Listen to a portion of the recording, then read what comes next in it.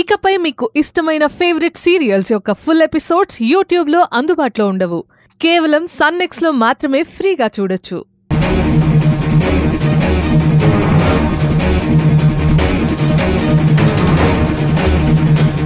నమస్తే ఇంద్రాణి గారు.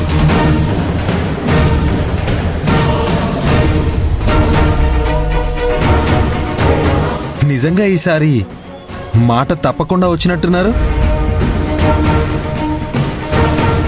నేను ఈ బ్లాక్మెయిల్ ఇంతకు ముందే చేసుంటే మీరు నాకు సంధ్యనిచ్చి పెళ్లి చేసేవాళ్ళు.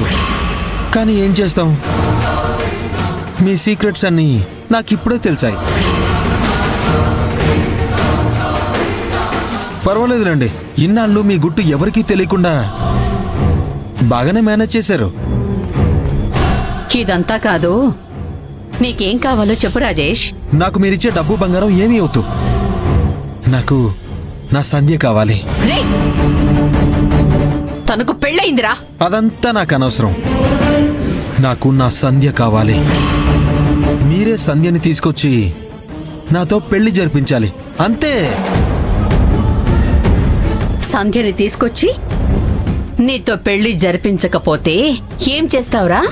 ఏం చేస్తానా, ఈ ఊరి జనానికి, అక్షయ్కి విశ్వ మీ కొడుకని మొత్తం చెప్పేస్తాను. సాక్ష్యాలతో సహా నిరూపించేస్తాను.